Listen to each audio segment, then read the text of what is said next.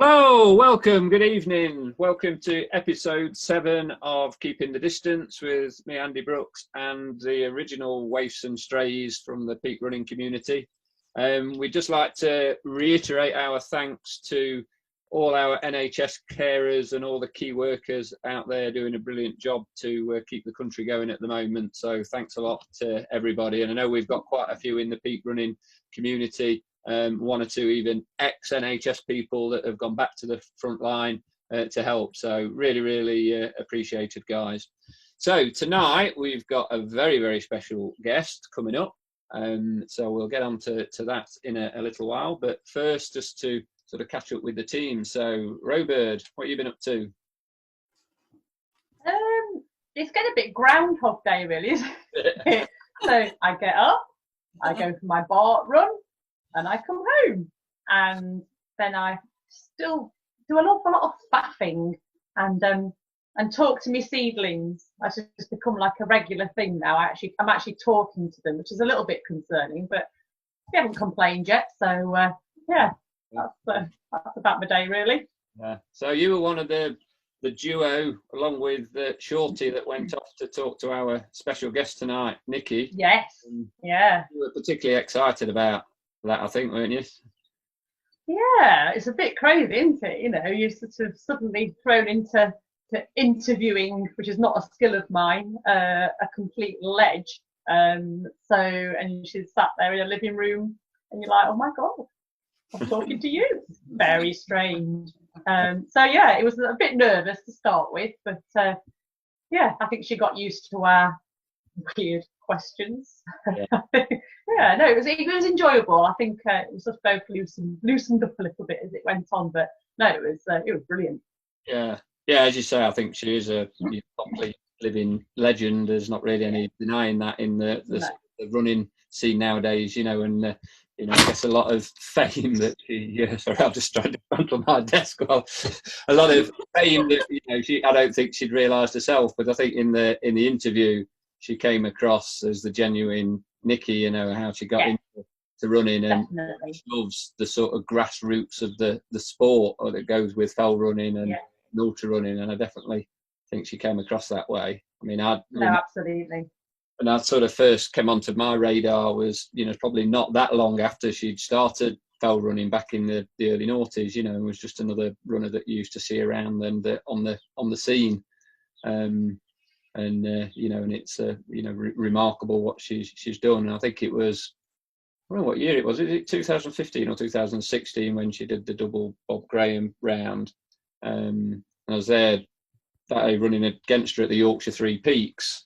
And I remember sort of to and froing with her a couple of times on the first mountain on Pen-y-Ghent and along the road across the second one. And then we got to the bottom of Whernside, which you all know, Emma, is probably the toughest climb of the whole race. It's almost vertical and it's very, sort of difficult bog fest as you go up there. And she just like floated away from me up the hill like it was nothing. And at that point, I didn't realise that like 2 weeks later she was going to be doing the double bob. So she was obviously in massively good, like mega fit. And so the first time I ever saw her was actually on my first ever fell race in the Lake District, which was the what's it called now? The short, Darren Holloway shorts. And obviously she was doing the proper race. But I was really nervous about running the Lake District anyway, because that's where all the like proper felt runners are. And as I got out of the car, the first two people I saw were Nicky Spinks and Jasmine Paris, and I just thought, I'm just going to get my coat. It's just like, what am I doing? So I was just so nervous. It was horrendous. And actually then to get beaten in by I can't remember, I think it was Carl Bell actually. He broke the record on the 21-mile course, but he actually overtook me doing the 14-mile and came in before me. I was like, bloody hell. So it's an eye-opener out there for sure. Yeah. But I think people like Nicky that are part of the sport, they enjoy just being part of it and are interested in everybody's story, and Nicky she mentions, doesn't she, how, she likes sort of being there, chatting to other people coming in, because everybody's have their own challenge. So definitely.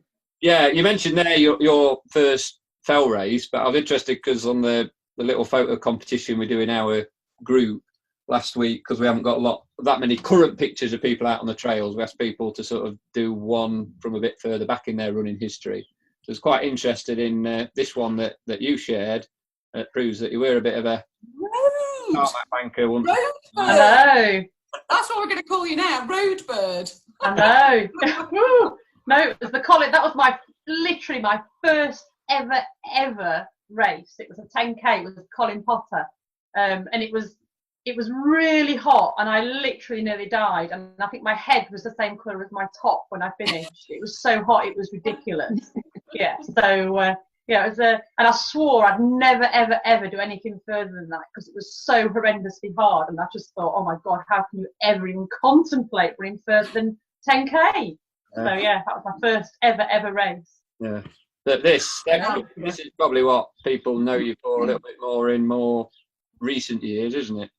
Yeah, that's the Lakeland 5 Passes last year, which was amazing. So that was a 50K with 10,000 feet. And I absolutely loved it. The route was epic. I had a really good coach that told me what to do, and I did what I was told, and it worked. So yeah, I know, shocking. Who knew? But no, I loved the race. It was brilliant, and I had mega plans for this year with some similar stuff. But yeah, we'll see how that rolled out. Eh? Yeah. What would you say? Well, first of all, how long since that Colin Potter to how long ago before Colin Potter? I can't remember. Is it 2013 that one, the Colin Potter? I think it said at the top. I think it was 2013. So that's when I first started running, basically in 2013. So yeah. So 6 years. Yeah, so 2019 was the 50K. So yeah, 6 years from that to that, I suppose is all right for an old bird. What would you say the sort of one you're most proud of to date? Would that be the 5 Passes or something else? I think probably the 5 Passes, if I'm honest. I don't know really, because the 5 Passes was the most enjoyable. The one that I was just chuffed to bits with completing, but I'd never want to do it again, was actually the Yorkshire 3 Peaks, because that was just so far out my comfort zone. The mountain climbing, yeah, no problem, loved it. The bits in between was like a horrendous, arduous, speedy cross country, which is just something that just I hate. But the only way to make the cut-offs is to run like a cross country in between the mountains, which is just horrendous. And I was the last person through the last cut-off, and that involved being chased by a man on a bike, telling me that I had a minute to get to the dib station thing, and he was literally screaming at me. It's great, everything you've got, you give it now. Blah, blah. This is like 18 miles in, and I've got another mountain to go. I did 7.5 minute miling, nearly died, could hardly put my dibber in the doodah because I was delirious, and then I was quickly ushered back out to go and climb up Ingleborough. Oh, yeah, I can imagine the choice language that there was a bit of coming out. There might have been a little bit of mumbling going on. Yeah, a bit of mumbling. But yeah. But I always remember seeing Andy's face at the finish. He was waiting for me to come in, and it was just a moment that sticks in my mind. I came through and he was there, and he just went, Roman! And I was like, and it was just so lovely. It was just one of those moments that really sticks in my head. So yeah, I was proper proud to do that one actually. Yeah, but I don't want to go back. I think rightly so. You should be proud, because that race, the cut-offs are not generous. It's a race. That time of year, the weather can be all sorts of things. So the cut-offs, you've got to be a decent runner to get through them. And it's it's certainly not a fun run even at the back of the field. If you take it easy, then it hurt a lot to get to the top of Whernside and look at my watch and think, 30 minutes. And I did almost give up. I thought 30 minutes to get down there. I'm thinking, you're having a laugh. And I almost went, this is just pointless. And then I thought, if I don't try, Andy's going to kill me. I pegged it. I'll have to do it again next year if at least you can put it to bed now. So. Yeah, absolutely. Yeah. So no, yeah. I mean, I don't know what I did, 5:25 or something to get round it, which it hurt. Yeah, I couldn't walk very fast the next day. It hurt a lot. Yeah. What about you, little Abs? What's your life been like the last few days? What have you been up to? Well, in stark contrast to all of Emma's efforts, I have mostly been lying down. I don't know, I've done a lot of endurance bed dwelling, I think, in the last couple of days. Woo! But yeah, no, I have that. I've done a bit of running. I hope you're turning regularly to prevent the bed sores. That's my little bit of nursing advice for you. Yeah, no, there's been like visits to the loo and back again, and visits to the fridge and back again, and yeah. It reminds me of a passage from Chris Hoy's autobiography that sticks in my mind, actually. You know, is the life of an elite sports person. You know, you're obviously out doing sport sometimes, but his view is when you're not doing that, is you know, why stand when you can sit, and why sit when you can lie? Well, who knew? Lesson for life. Yeah. No, whilst I have been in bed, I have been doing a little bit to help you, Andy. We've been setting up a little online club, I suppose, a challenge to try and help people who are struggling to kind of motivate themselves, me being like main person, get out of bed. But yeah, we've been kind of mainly like kind of trying to get brunch clubbers to sign up, but anybody else who's kind of peak running community and needs a bit of motivation to kind of get their daily or weekly goals together, then that's been like a nice thing. We've been like plotting our daily goals, whether it's sort of running or walking or a bit of aerobic exercise, what have you, and kind of like holding each other, you know, kind of like accountability, holding each other to try and like get out there and do that. So yeah, we kind of just started off that, haven't we, and getting kind of the admin side going and getting people involved. So hopefully that'll start to like tick along. But yeah, I've done pretty badly on my daily efforts so far this week. I've either gone like way over or just not done it at all. So yeah, it's a big like learning curve for me in terms of like my realistic goals. So that's really, it's been an interesting learning curve already. Let's hope it doesn't become completely self-defeating if actually administering it with help everybody else doesn't prevent you getting motivated to get out of bed. No, it wasn't, because Colleen mentioned this yesterday. She was like, have you been out yet? Because she was like, I've done mine. Here's my 45 minutes. Can you plot it? I'm like, and she, have you been out yet? I'm like, yes, I have. But so yeah, it was nice, like just the chit chat of people sort of saying, I'm going out now to do this, and then coming back in and I've done it. Have you done yours? I'm like, yes. So for anybody listening, the idea of the challenge isn't to do a certain thing, you know, it's to do what you set for yourself, you know, so it's a leveler, so it's not a competition as to who can do the most, it's a competition as to who can do the most of what they set for themselves. So it's, you know, it's available to anybody, whatever level that they're at. So, you know, we're happy for people to get involved if they're interested, get in touch. Last but not least, tonight, Calamity, what have you been up to? Not a lot really, getting into a bit more of a routine. I start the day really, really well, and then it just deteriorates as the day goes on. So at least I am getting up every morning, having a shower and getting dressed. That's pretty sorted now because I have to work, and that includes doing Microsoft Teams meetings as well, so people can actually see me. So I've got to get up properly. And then I am going for my run and taking my youngest with me. But then as soon as I get back, it all kind of slips a bit downhill as I have a gin and another gin and a glass of wine with tea, and then end up on the sofa, and then the biscuits come out, and I've not done my strength and conditioning. It's too late now, I'll do it tomorrow. So just need to work on what happens sort of mid-afternoon, and then I'll have it nailed. But yeah, I'm all right. I'm doing okay. Quite liking the work. Never thought I would see work as my saviour, but I think it is at the moment. Yeah. Cool. I guess what have you been up to then? Yeah, well, I've been up to. Well, I've been spending a bit of time working on this sort of challenge with Abby to set up for your sort of brunch clubbers and whatever. Spending far too much time on social media, I guess, which you know, is a habit I'm desperate to kick. But getting out and doing my little runs locally, quite enjoying those. Trying to do it first thing in the morning. If I don't do it, I won't do it. The other thing that I guess I'll just sort of distracted me a bit earlier on today was something Jane had said, because we've been showing videos. It's a bit of fun of Joe Tricini and his brilliant dance exercise classes, which are legendary. And you said the other day, you know, we were trying to work out whether he was genuine or not, Jane. Yeah. Was he just taking the mickey, or did he really love his dance? Yeah. So I was looking for if he got a new one out that we could use today, which we will at the end of the show. But it turns out, and I didn't know this, that he's actually Joe Pasquale's son, and he's an actor that used to be in Hollyoaks. But he's also become a bit of a mental health campaigner. He's somebody that suffers quite a lot himself, borderline personality and depression, whatever. So, you know, quite an interesting character, you know, but a very funny guy. You know, it's worth looking at some of the other stuff on his social media. So yeah.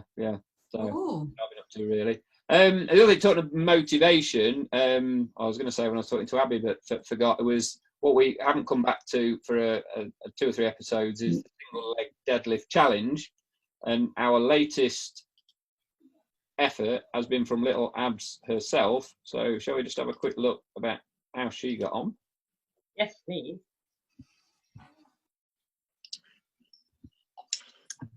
Wearing the wrong T-shirt. Sorry, Andy. Advertising someone else totally different. You'd have done far more if you'd had the right T-shirt on. How many is that? I'm liking the drinking action. Yeah. It's not gin though, is it? Just water. There's just water in my flat. That's all. Sometimes, you know, a bit of like elderflower fizz if it's really, you know, a special occasion. Look at that positioning. Very steady. It's very strong. Yeah, Andy said that. I think there's one good thing about being so close to the ground, having such short legs, that I just have quite a good the centre of gravity is low to the ground, and I've got quite a good balance. Not so much there, but I think that was just the camera. Yeah. That 10? I think I do 11 generally. Yeah. There we go. That was my 11. Epic. Could have put a 12 in because I finished, you know, too early. Very, very impressive. Yeah. Well, that Thank effort has shot you to equal second on the leaderboard. But we know that, you know, Dr. Matt, 1 or 2 of his were a little bit questionable. Very questionable. Yeah. Where's the rowbird in all that? I haven't done it with the drink. Yeah, I reckon she's been quietly practicing behind the scenes. She's waiting to test herself. So I think we should set her a deadline. She's got to have hers done before the next episode on Monday. What do you reckon? Yep. Yeah, definitely. Okay. That's fine because I've been practicing every day. No, I haven't. Yeah. I've been practicing with the drinking, but I have been practicing with the deadlift while drinking. I'd like to point out it wasn't actually a challenge when I started because I set the trend for doing it with a drink. I was just messing around. I wasn't even trying. I want to go. If anybody else out there wants to have a go, reckon they can get themselves up on that leaderboard, then feel free to send us a little video. You've got 1 minute to do it. The rules are on the page, so you can scroll back through the video if you want to check them. We are sort of refining them as we go along, as you've probably noticed. So, before we get on to our very special guest, Nicky, it's just time for tonight's non-commercial commercial break, and we're going back to our friend Phil. Hi, Nicky. No, we're not. Got a very high voice. Oh, Phil here from Natural Born Runners. For those of you who don't know me or know what Natural Born Runners is about, I'll give you a brief explanation. From rewilding whole body posture and movement, mastering relaxed breathing and connecting to the earth with your bare feet, Natural Born Runners exists to big up the most advanced piece of tech you will ever own, the human body. I'm now offering remote one-to-one and small group sessions. In the small group sessions, I'll be covering topics such as posture, biomechanics, and the human foot. The best way to find details of these sessions is to like my Facebook page, Natural Born Runners. My Facebook tag is @NaturalBornRunnersUK. From there, you can find all the contact information. All of the services I offer are on a donation basis. Each of us has been affected differently by the COVID-19 virus, so accessibility to vital movement services is my highest priority. Give what you can, but there were no obligations. And stay safe and see you all soon. Okay, so we'll move straight on to Shorty and Rowbird's meeting with the legend of Nicky Spinks. Hi, Nicky. Lovely to see you again. How are you? Good, yeah. Good. The last time I saw you briefly was at the National Running Show in Birmingham, and we were helping out on a stand. We run trail. We, the team, Peak Running Community, were there to help. I don't know whether you remember the stand, but what did you think of the show? It was a lot busier than I thought it was going to be. Well, it was mad. Yeah. Especially as everybody was there to be at the show. It wasn't like at the UTMB where people are there to run the race and it's just their partners, you know. So yeah, just to say that people had gone there just for the show was quite incredible, really, how busy it was. Yeah. And then was it your first one? Pardon? Sorry, was it your first visit to the national? Yeah, and the trail running area and then the ultra area was just really busy as well, which I think took everybody by surprise as well. Yeah, that was really nice to see, because that's what we like about running, the off-road running, the trail running. But what we are keen to hear, Nicky, is how did you get into running? When did you start, and why running? Well, I was running as a kid, but because I lived on a farm, it was just quicker to go everywhere if you ran there. Being fairly fit, it wasn't an effort to run, it was just quicker. Then when I left, I went into an office job, and then I sort of put a bit of weight on, so I started running then 3 times a week just to lose that. And then I met my husband, who's a farmer, started farming, didn't need to lose weight. But then as time went on, I just sort of missed it really, and I had a couple of friends who were running, so I joined them. That's how I got back to it. That was about 2001. Yeah. And how you did grow up on a farm when you were a child, and then you went into working in an office. How did you meet Steve? I mean, it was just getting back into farming. Was that just a coincidence, or?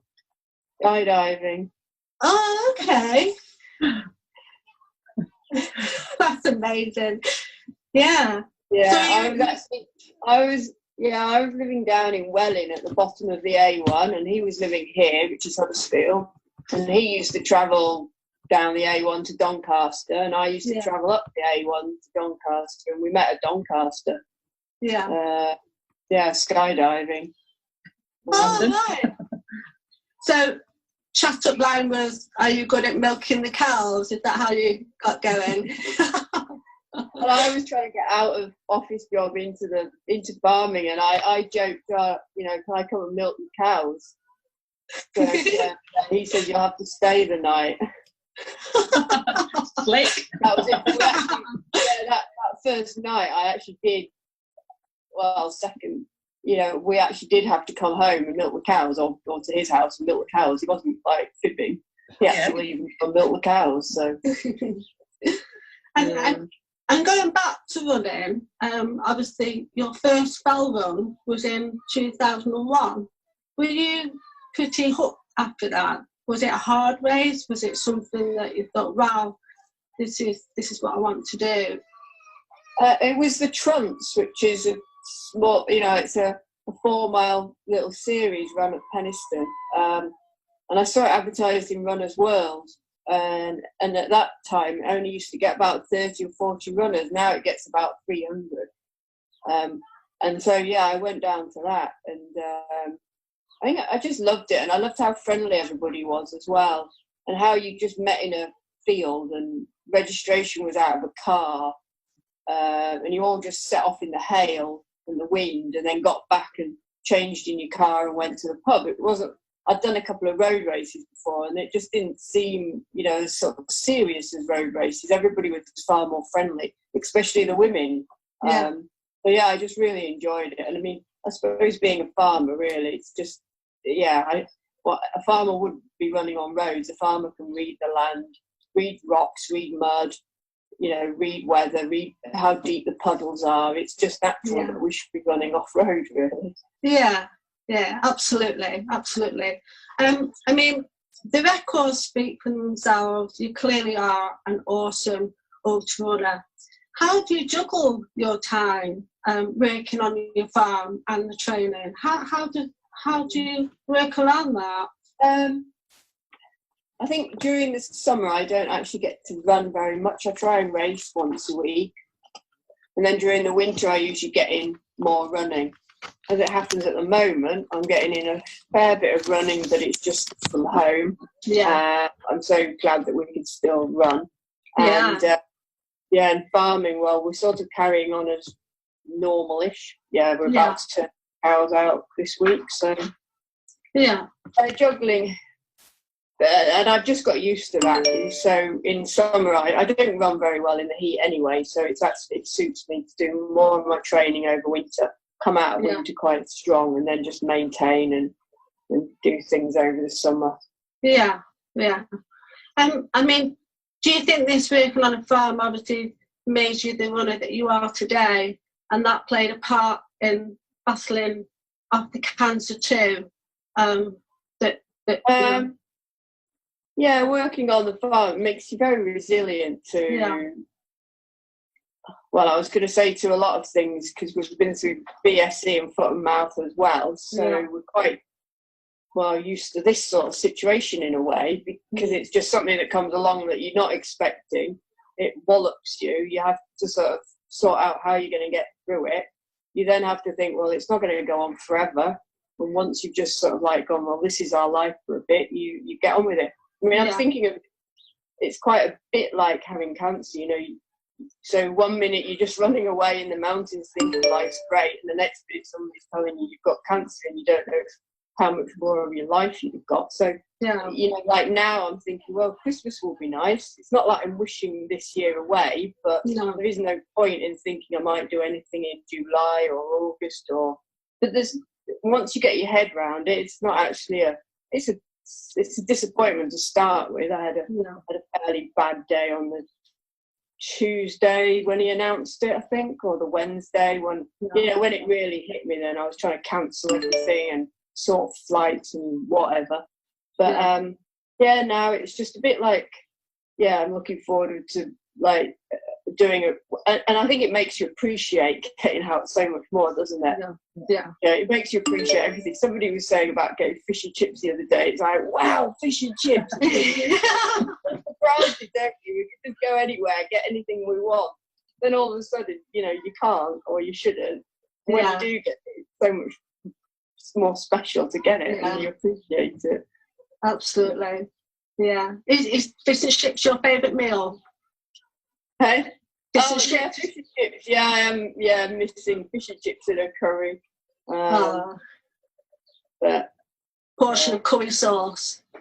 I tried making my own the other week because we got fish and chips delivered from a local pub, but no curry sauce. So I made my own, which it wasn't bad, but I won't try it again. I don't. not the same. Not the same.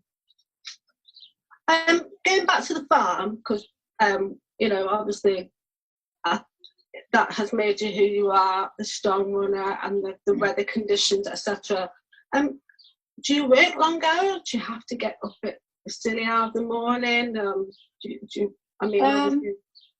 I get up at 6, and I just tend to do that. I mean, even now when we don't really have to get up at 6 because we're here all the time now, so we're really caught up with everything. The cows we have 55 to carb, but we've got 40. We've only got 8 more to carb, so that's there's not many more to carb now. So we've got that's all done. That's when we have to get up sort of and stay up late. If they're carving, we stay up. And we get the beef cattle. Is it beef cattle you've got? Yeah.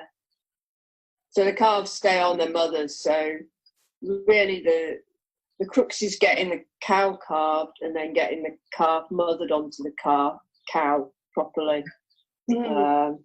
Those first few days, What other livestock do you have on your farm, Nicky? We 3 dogs. Oh, have you got the doggies with you now? Well, they're in the kitchen. I think they might actually be outside because I can't hear them. Oh, never mind. But they're more than welcome to join in if they wish. So, talking about the dogs, do you take the dogs running with you? Yeah, so Wisp comes on every run. She's actually getting really fit now. Yeah. She's running every day. Paddy comes on occasional runs, and then Tyke, who's the old one, who's 12. He's declining. Oh. So at the moment, I just take him. He still really likes the sort of excitement of going for the run. He likes to like get all, when I'm putting my shoes on and everything, he likes to get excited. So what I do now is I do all that, and then I open the door and I go out, and we just go for about a 1 kilometre loop around the field. Yeah. But once he's got out there, he's quite tired, so he's quite happy to just come back then. And then he flakes out for a bit, because then he thinks, and then I sort of like shut the door quietly and then go for another run with the other dog. Oh, sneak out while you can. Yeah. So do they get excited when you put your running shoes on and when you put your wellies on at different stages of the day as well? So no, it's anything that's moving. So wellies, running shoes, tractors starting up, mowers starting up, anything that's gonna like, you're gonna go somewhere and do something. Yeah. Outside. Oh. And does your husband Steve, does he run as well? He was running. We were both training for, well, Manx Mountain Marathon. We were both entered into that. So yeah, he's sort of maintaining at the moment. He was quite disappointed when we had to cancel the Manx Mountain Marathon. Well, they cancelled us, but yeah. Yeah. We would have been going on Friday, so. Yeah. You done that one before, Nicky? Yeah, it's good. Yeah, it's one I quite fancy, actually. It's a bit of a classic, isn't it? Oh, right here. I can hear it now. Emma's got a couple of questions for you about was it the trigger? About the trigger, yeah. Your race, your Marsden to Edale. I've done it a couple of times. But did it replace Tanky's Trog, or is that completely two separate races? I'm not quite sure what happened sort of between the two of those. Well, when Tanky got older, his daughter took it over, and she was having trouble getting permissions, and so I think she cancelled it one year. The following year, I'm not sure she was getting permissions, and we were all just saying what shame it was that the race was ending, and it would be good to sort of start up a race that was similar, but like in a different time of year as well. Well, we picked January and they were December, so there was one year there was going to be two races, and so I suppose it did, and I like to think of it. I wouldn't have taken it off Tanky at all, because I love doing Tanky's Trog. That was and that was out. Registration was out of his car and everything. It was one of those. Really proper. Yeah, it was a really like back of a fag packet sort of race. It just results came out about 3 months later when everybody had forgotten about it. It was one of those. Trigger obviously goes from Marsden to Edale, but goes on the Triggs instead of the Tanky's route. And I'm glad now because she didn't then try and. After she'd cancelled it a couple of years, she didn't try and run it again. So, So your love of the sort of the winter months was your reasoning for putting it on in January, and I certainly got my value for money being more at the back of the pack, shall we say. The first time I ran it was in 2018, and I managed to go in a giant circle around Kinder Low and then back up at the trig point again. So that was nice. Yeah. And then last year was in those gales. Yeah. It was so windy. But I managed to get my nav spot on. So I really, really love it. Cracking routes. Yeah, good race. Yeah, it is, it's brilliant. And I think I love sort of waiting at the finish and hearing how people have done and whether because Kinder really is a challenge because you're really tired when you get there. Yeah. Plus, then you've got like some cross sort of bogs and tussocks and stuff to do, and then it's just a long way around Kinder. It is. And then you've got that sort of option from Kinder Lowers to we'll stay on the top or drop down into the bottom. Or in my case, just do your own route completely and not do either of the correct routes. But there you go. And the other thing I was going to ask you was, hopefully, if it goes ahead this year, is obviously the Cheviot Goat, which you did last year, didn't you? Yeah. Yeah. Any advice for a first timer? I'm not sure because of the weather they went the other way round. Yes. And it was funny. I don't know whether it was easier. It seemed to me that we were going down a lot of hills that would be horrible coming up. But no, I think just it'd be interesting going the other way around because we got all the big climbs out of the way to start with, which was why they changed the direction. So it was really windy, wasn't it? It was some storm. Yeah, it was going to turn really windy, and they didn't want people on the higher climbs in the dark and when they were tired. So, but yeah, it was good. The food's great on the halfway, like at the point halfway round. So, how far is it? How far is it, Nicky? 5 miles. Yeah. And what's the elevation? Oh, I can't remember. It's about 12,000-ish. Yeah. Something like that, I think. It's a tough one. So 4,000 metres, yeah. Yeah. Gosh, yeah. And did you have any special socks on? Because I've heard the bogs of doom can be a bit parky. No, I think it wasn't that cold. No, I think I probably wore like some neoprene socks. Yeah. The bogs were bad. Apparently the bogs were better than they have been in previous years. I'm quite used to the bogs running in the Peak District. Yeah, no, absolutely. Yeah, so hopefully it'll go ahead anyway this year. So I'll get me go. Yeah. Nicky, you mentioned skydiving. Obviously, before when you met Steve. Is that something that you're still doing, or is that something that you maybe consider taking up again? And what other activities do you have outside of running? I probably wouldn't take up skydiving again. I mean, we've still got our parachutes, but they're probably completely outdated, and the moss probably have got in them. I've got holes in them. Yeah. And it's so weather dependent as well. I mean, I didn't really do any other activities, a lot of running, and then I mean, I have got a bicycle, but again, and I bought a mountain bike, and I fall off quite a lot. It's one of those things that I think if I ever can't run, then I'll go to biking or swim. I used to do quite a bit of swimming, but again, I don't really do any swimming now. No. But it's just farming and running. Yeah. So in terms of relaxing, what does make you laugh, and what do you do for fun other than running? In your spare time, do you like watching comedies, reading books, anything like that? I do a bit of baking. So, like for the trigger, I make all the cakes, the prizes. Oh, okay. So that, I quite like doing some of that. I made some jam on Sunday. Oh. So we've got chutney. I've made chutney in the past. It hasn't been very successful. My jam was quite successful, actually. Yeah. So I think baking's quite a good one, especially because if it's winter when I'm sort of like bored and there's lots, you can't just go outside and do something outside, then I tend to do stuff like that. Yeah. Right.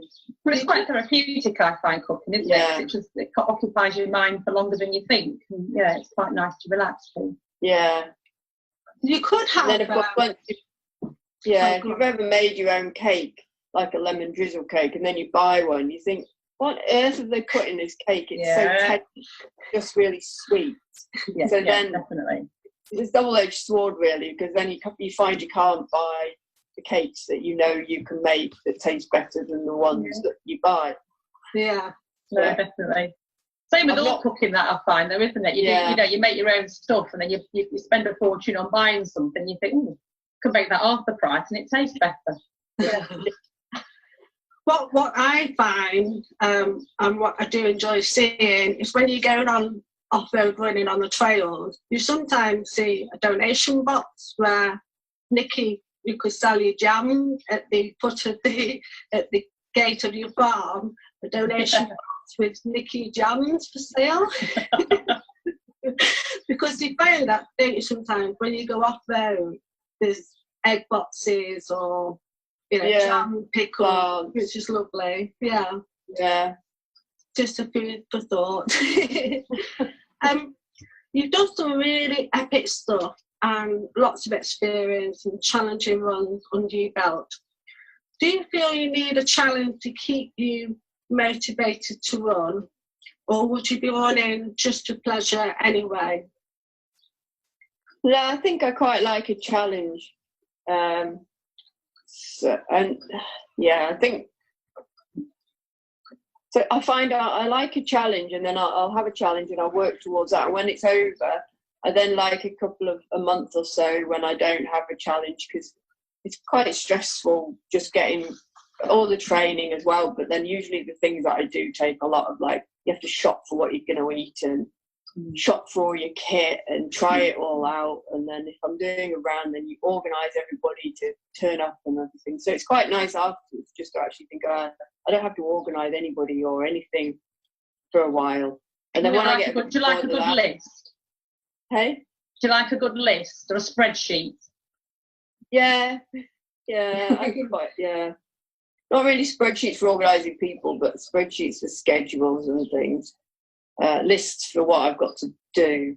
And then it sort of dawns on me that I'm a bit bored, and I start then, looking at the next challenge, and that gets me out the door when it's rubbish weather and gets me back training again.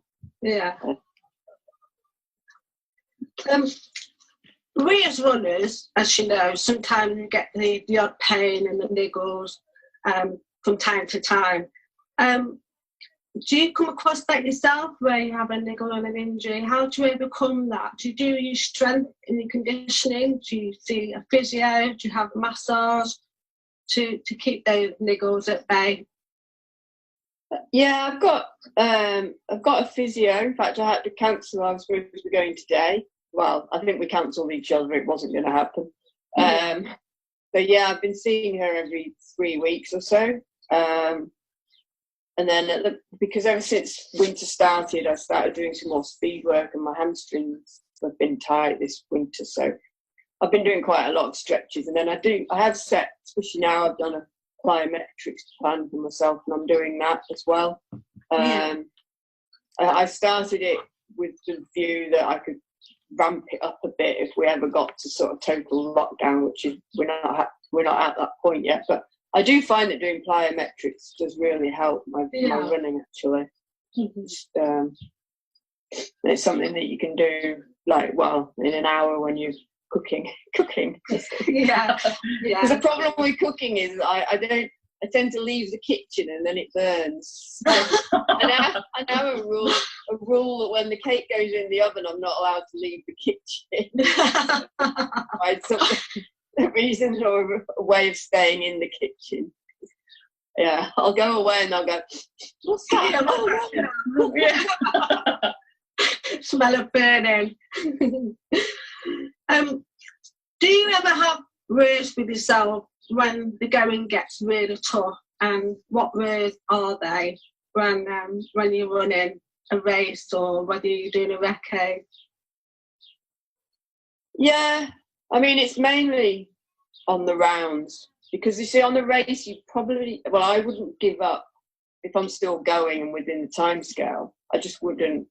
But on the rounds, you start to think, well, what's the point of being here. I'm wasting everybody's time, and I'm not going very fast.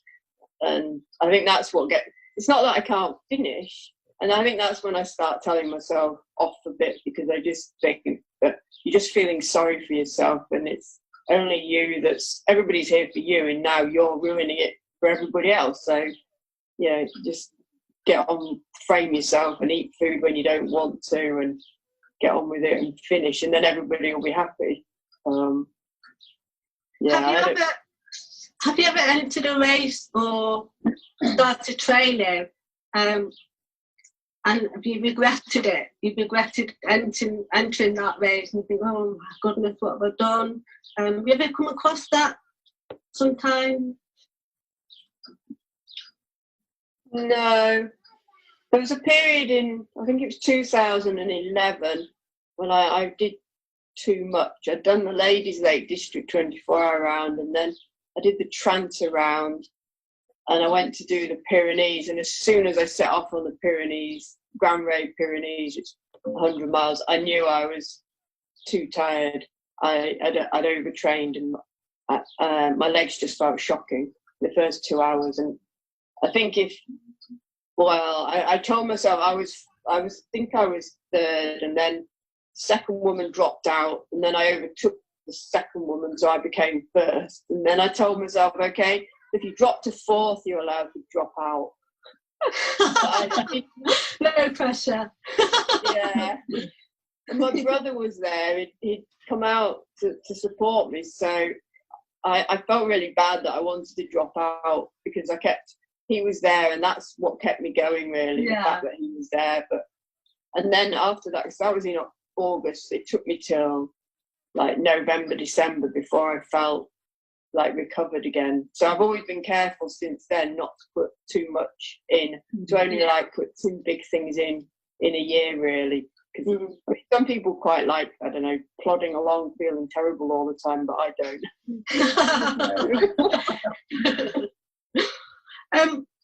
Watching a video footage of your running event at Berkeley Marathon last year, looking at the scene and the build up to the race day, is it really scary as it looks? Is it mentally demanding, such as Laz letter informing you that unfortunately you've been expected to run in the Barclays Marathon, plus all the horror stories that you hear about the event?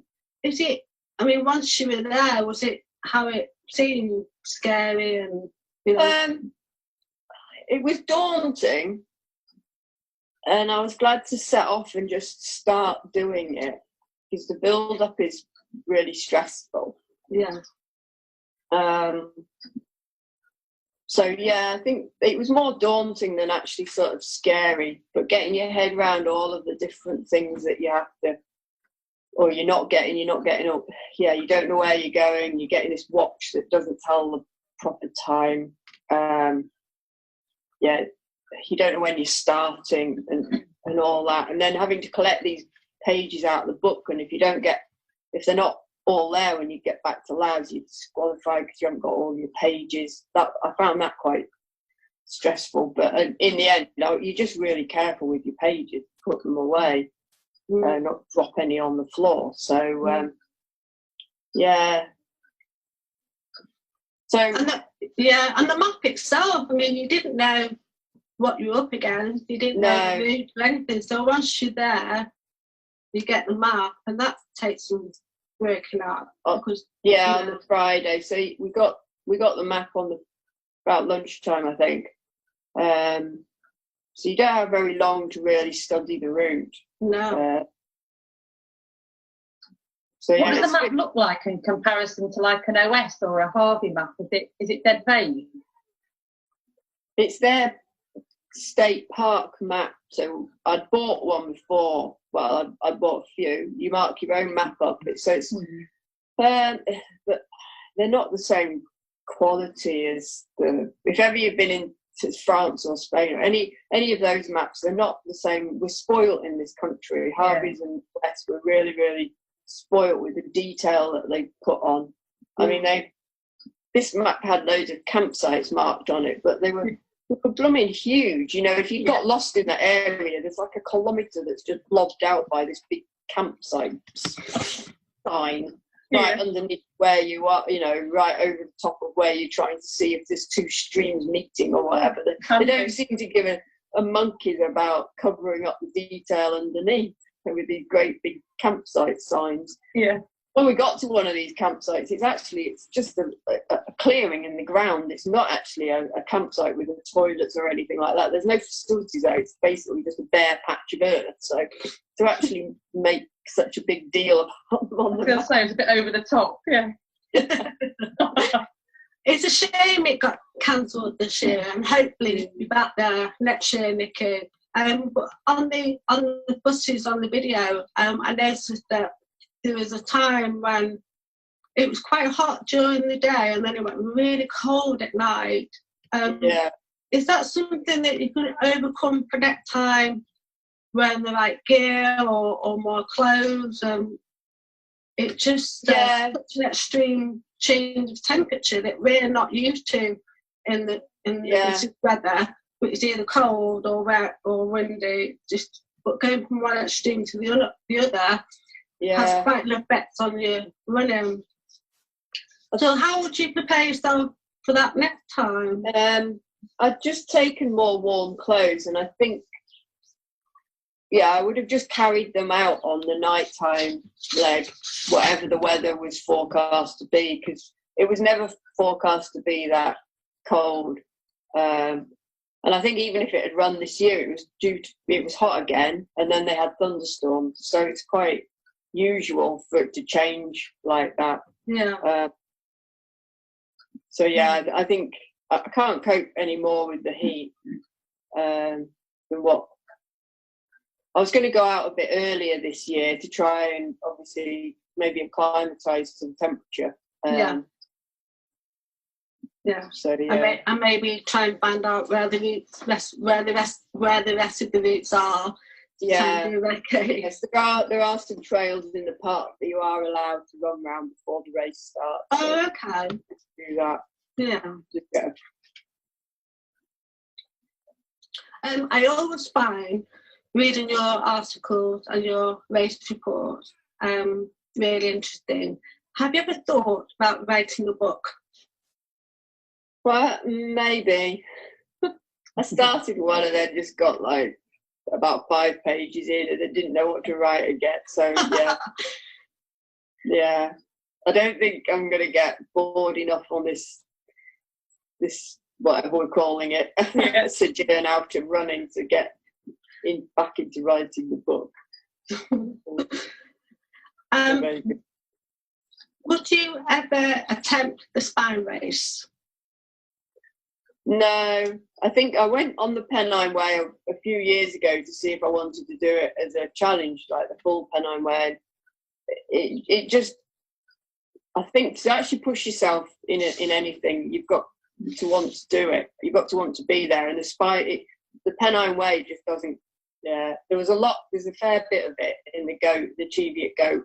And again, I was just quite glad. Again, in fact, I was thinking while running the Cheviot Goat, I'm bloody glad I'm not doing the Spine. There's a lot of flags and bogs, which I don't know all of the Pennine Way, but there's a lot of flags and bogs up this end, Peak District end, and up that end, there's a lot of flags and bogs as well. So, no, it just doesn't.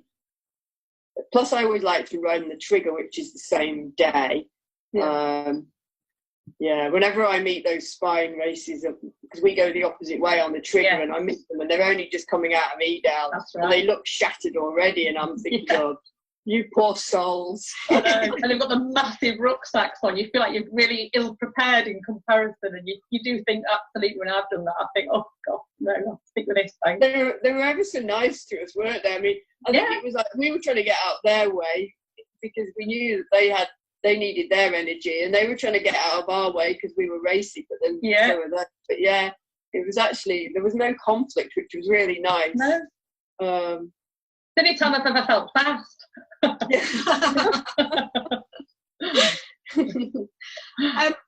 Nicky, what is your favourite type of food snack on long distance running? well, I do like the tonics and the brunch bars, and then it's gone back to rice puddings, baked beans, and fruit salads. I seem to be able to always eat one of those. Yeah. In fact, I've just got a shed load of all three now because I'm not taking them to the Barclay. No. Today I was looking at the big stack of rice puddings and fruit salads and thinking, I don't think there's anything I can make out of rice.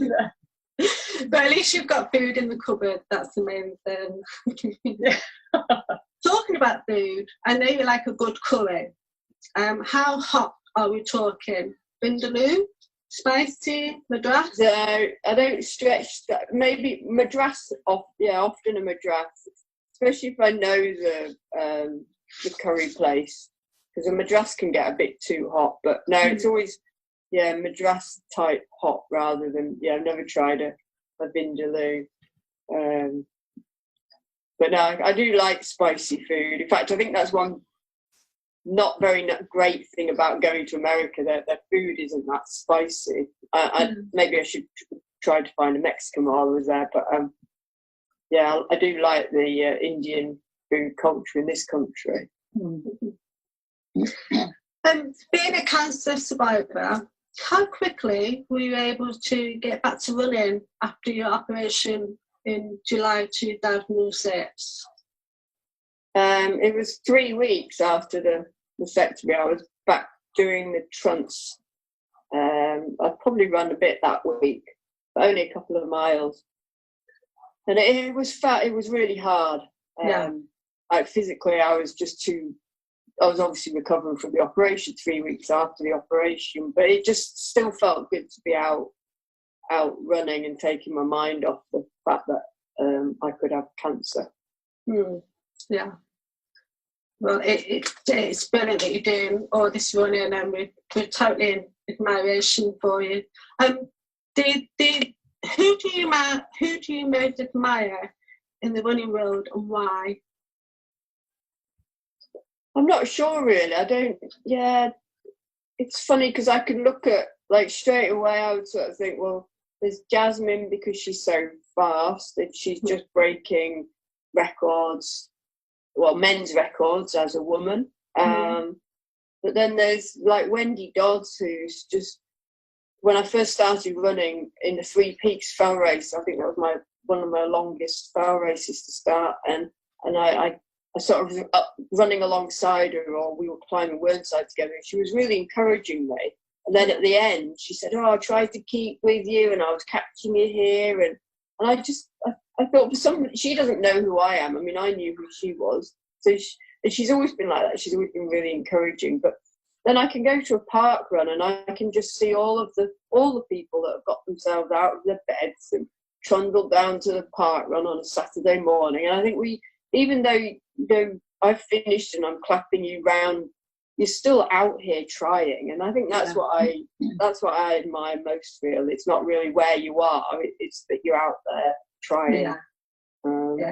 Very true, very true. Having a dinner party, you're allowed 4 guests. Who would be your perfect guest and why? You can pick someone past or present. I think I probably needed a bit of an hour or so to think about that. Would it be probably family? Yeah, I think my family. Yeah. Be especially at the moment. It would be my aunt, my brother, my cousin. Not my cousin. Yeah, my cousin who's next to. Yeah, all my family. I'd have them around. Because I think that's the hardest at the moment, just not being able to, go and hug anybody. It's weird. It's really weird. Yeah. It's funny. We had the bull. There's a man who comes and trims bulls' feet, and I never feel like hugging him normally. But today he came.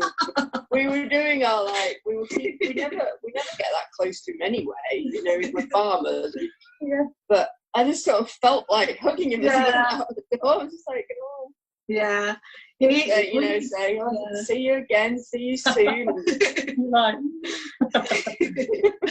Yeah, we need to feel the love, don't we? We need to feel the love. What are your aims for the rest of the year, Nicky? Try and get through this, keep running. And then I'm entered into the Tour de Géants in August, which is now it hasn't cancelled, but in Italy it's maybe happening. I think if races don't come back on board like that, then there's the challenges. I've always had. There's ones in Scotland that I haven't done. There's areas in Scotland that I haven't been to. I've got over there. I've got Skye and Arran, books on Skye and Arran, and I think as soon as there's a bit of the light at the end of the tunnel, I'll start sort of thinking, right, as soon as we can go, this is where I'll go. And I know the whole of the UK is going to do the same. There'll be a whole crowd of them all hugging each other. I think they ought to postpone Easter, just make it just have another national holiday sometime. Yeah, where we can actually see people. Absolutely. Yeah, that'd be amazing. What do you think, Nicky? What will fell running look like in 20 years' time? I think much the same as now. We're trying really hard. I'm on the Fell Runners Association on the committee. We're trying really hard to sort of preserve the grassroots of it, keep it a low key. I wasn't going to say cheap, but trying to keep the costs down so that races can still be as they've always been. Reasonably cheap to enter. With minimal rules, but obviously we need rules for safety and everything, and as much access as we can get, which is becoming more and more of a problem. But I think hopefully much the same as it always has been. I think what's changed it massively is online entries and just having everything online. More people can see about it, and we're just getting more people doing fell running straight from road running with no sort of progression. Well, if you do get a chance to go online, there is a race on the 4th of September, the Peak District Ultras. It's a 100 miler called the Millstone. I hope you can join us if you're free on that date. Not that it's organised by Andy or anything like that.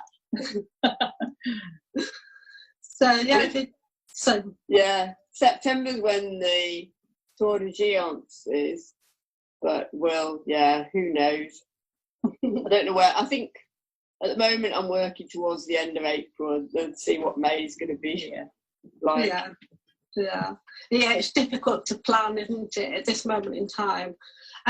Before I hand you over to Emma for a quick fire round, do you have a message for those newbies attempting big running challenges themselves?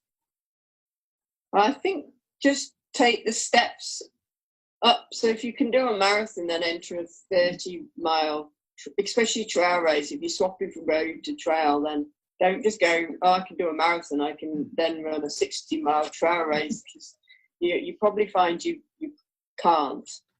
Or you can, but it's going to be really unpleasant.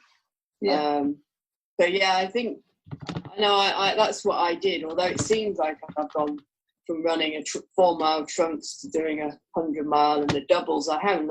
Every year I've actually just picked, like the Tour de Géants, I heard about it years ago, but I always thought, I can't do 260 miles or 205 miles, whatever.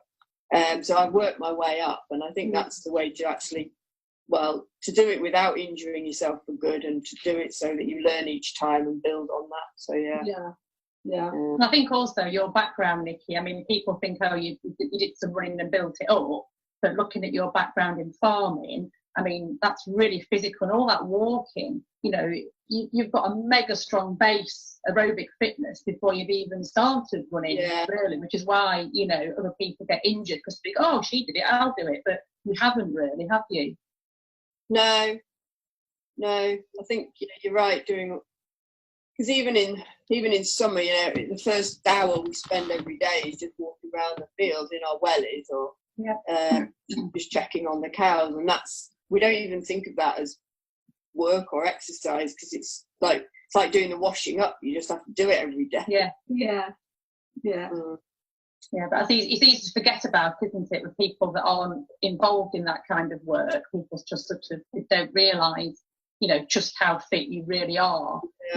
Chucking stones about on a wall or whatever, it all adds up, doesn't it? Yeah.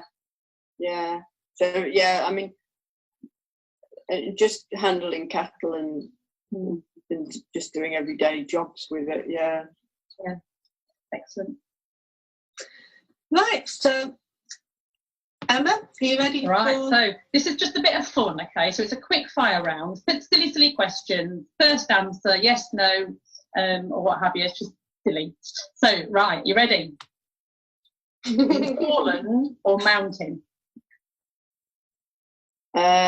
Moorland or mountain? Mm-hmm. Mountain.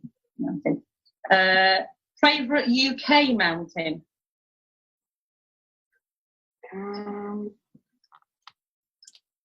Rocking Stones. It's not a mountain, so Bleaklow. Oh, nice.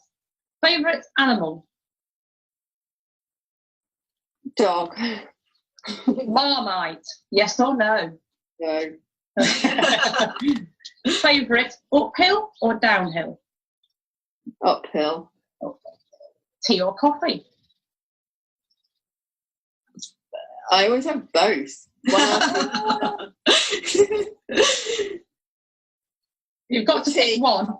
Tea, okay? Yeah. Favourite colour? Red.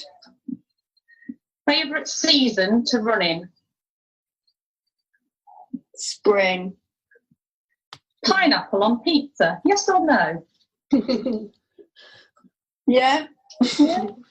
This is a bit of a contentious one. Is a bug a hat?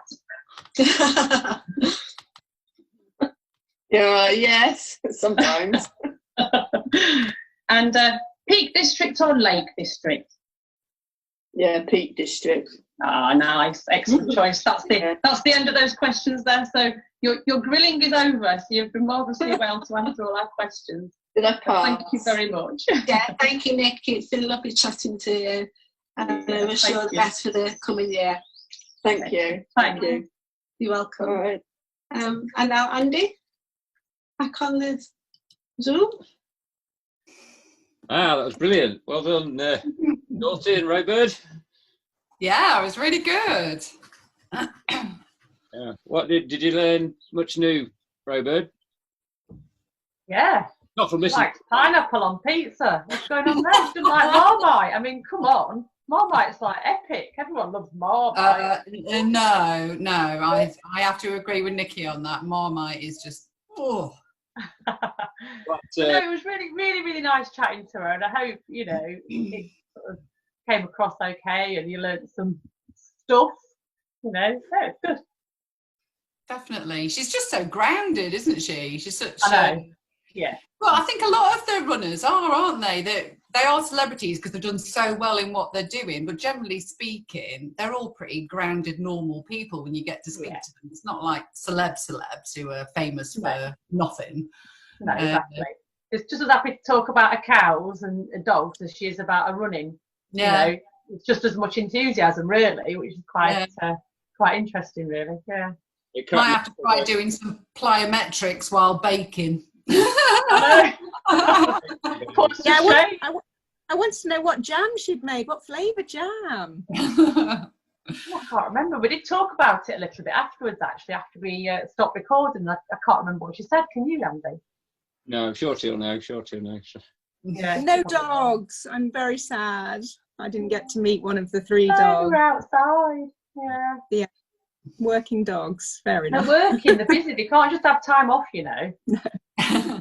It really cracked me up with one of the early questions when Shorty asked her about when she met Steve, her other half, and she's skydiving in Doncaster. It's just, wasn't expecting that answer at all. Random. Yeah. I also think that you made a good point towards the end there, Robert, about Get the base in. the lifestyle. Yeah, because I guess sometimes a bugbear of mine, and listen to a lot of interviews and podcasts with sort of high achieving runners, and very often they're asked about how they trained for an event or a challenge that they've done really well in. More often than not, they talk about all the sort of interval sessions and hill reps, doing multiple reps of Snowdon or something like that, which is part of the training. But what they tend to be talking about is those last few weeks or sort of 2 or 3 months leading up to the race, where they're actually putting the top on the pyramid of training. And absolutely. I always worry that all the people listen to that and they think, well, if you want to be as good as them, I've got to do all these intervals and whatever. And then they get injured. And then they come and see me. But if they spend your life sat behind a computer, it's going to break you very quick unless you really invest in building that base. Whereas like calves and walking around the farm and with a lifestyle that Nicky talked about, you've naturally got that base. And even then, Jesus, you don't really think about that as training, but it's strength conditioning work in its own right, isn't it? So absolutely, it's like the washing up to her. It's like you said, they'll walk miles and miles just checking on the cows, and then build a quick wall, and then she'll come back and think about going for a run. She's probably done more miles than we're doing on our runs before she's even started. So absolutely, really important. And I'm really pleased you didn't ask her about my faux pas when I let her die on the side of a mountain. Oh, so should have asked her about that, actually. I'd forgotten about that. Yeah. You let her die? Yeah, all that. She survived cancer and everything else. And had a nasty accident off a mountain bike. And I was the first aider coming to the rescue, and I screwed up. And it wasn't real, by the way, folks, because she's still here, obviously, because you spoke. No, it's on a wilderness first aid course that the Fell Runners Association organised. Actually, the year we had the beast from the east, so it was very realistic. So we were doing all the scenarios out on the hills of the Pennines in driving blizzards, and we were taking turns between being the casualty and the first aid responder. And one of the early scenarios we did, Nicky was the casualty, and I was a responder. And I didn't do very well. By the end of the course, by the way, so be really. Well, that's all right then. Did you pass? I did pass, yeah. That's good. Good to know. If I only had one chance of being observed, I probably wouldn't have done. So. Yeah. So, did you enjoy listening to it, Abs? Yes, I did. And I was also doing some baking whilst I was listening to it. So I've got some banana and oats chocolate chip cookies just coming out of the oven. Nice. I can already smell them. You get your plan. Hopefully they're not too burnt. But yeah, she was just lovely. As Jane says, one of the most down-to-earth people you could imagine, really.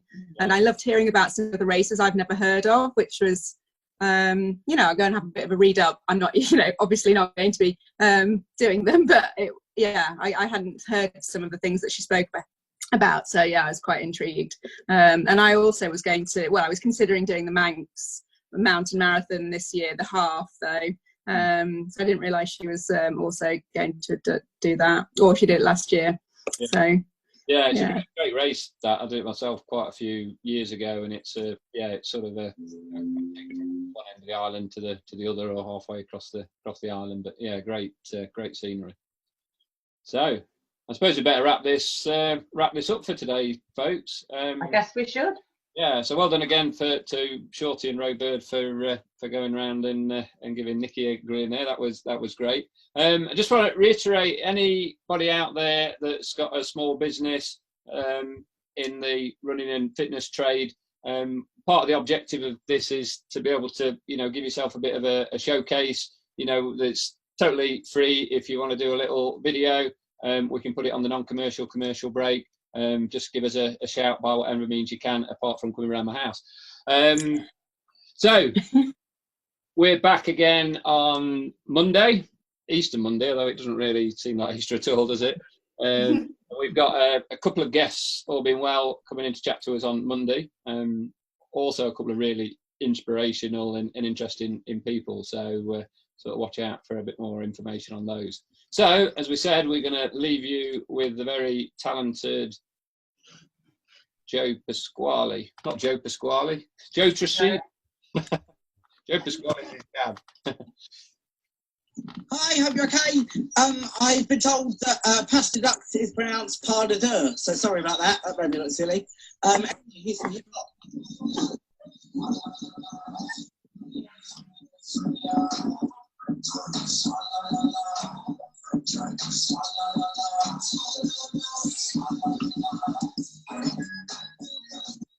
Okay, starting a loose and put it on a coaster.